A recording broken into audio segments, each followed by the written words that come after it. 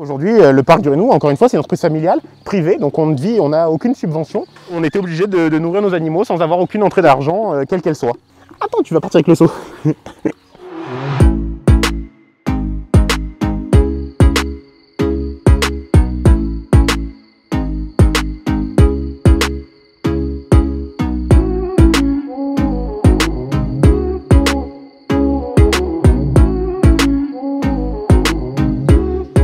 Bonjour et bienvenue au Parc Zoo du Rénou, qui aujourd'hui présente 130 espèces des 5 continents sur une soixantaine d'hectares. C'est une entreprise familiale, nous travaillons du coup avec ma grande sœur, ma mère, ma femme sur ce site pour proposer aujourd'hui une activité d'hébergement, une restauration et une visite de zoo.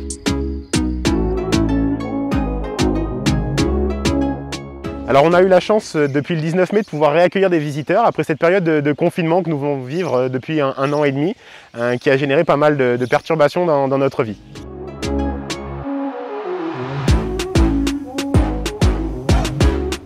Nous au Parc Zoo du Rénou, la problématique qu'on a rencontrée lors des 2 confinements que nous avons connus, c'est qu'il n'y a pas de bouton on-off sur nos animaux, il faut continuer à les entretenir. Et contrairement à beaucoup d'entreprises, on a des charges fixes qui restent très élevées malgré ces périodes d'arrêt. L'alimentation pour les animaux, le chauffage et aussi les frais de personnel. Et nous, on a 18 salariés à temps plein qui, eux, ont continué à travailler tous pendant la période du confinement. Alors c'est un choix parce qu'on voulait s'assurer que nos animaux continuaient à être dans les meilleures conditions possibles. Mais du coup, ça représente des charges non négligeables puisque du coup, c'était quasiment 70 à 80 000 € mensuels qui nous servent à assurer l'alimentation de nos animaux ou le paiement des salaires.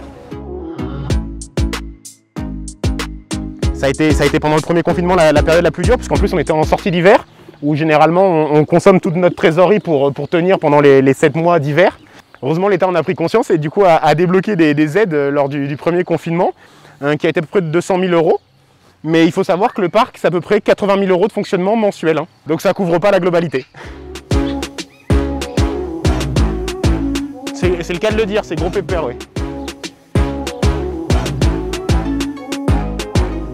On a fait le choix de se réinventer et de chercher du coup un autre mode de fonctionnement, de repenser l'économie du parc et de pouvoir construire plutôt des projets de développement où du coup on arrive à aller chercher des financements qui nous permettent de tenir la période difficile qu'on connaît, mais aussi de se projeter sur les 10 ans à venir. Pour une structure de loisirs comme nous, il est important de pouvoir réinvestir très régulièrement dans des nouveautés, dans des aménagements, et pour nous en plus dans le bien-être animal. Il faut savoir que c'est à peu près 20 à 30 % de notre chiffre d'affaires qu'on réinvestit normalement chaque année dans les nouvelles installations.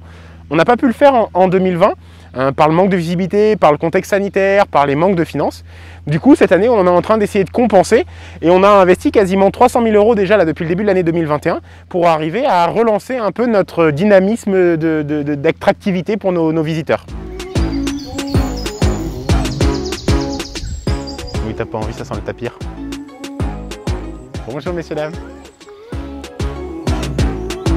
Aujourd'hui, il faut avoir conscience que c'est 10 % du PIB de la Nouvelle-Aquitaine, c'est lié au tourisme. Donc pour nous, c'est quelque chose d'important que les acteurs, les élus en prennent conscience et misent largement là-dessus. Donc c'est pour ça que les élections régionales qui vont avoir lieu dans quelques semaines, quelques mois, sont importantes pour nous. Ce que l'on souhaiterait, c'est que la région continue à nous accompagner sur nos investissements, sur notre développement, sur la communication pour le territoire.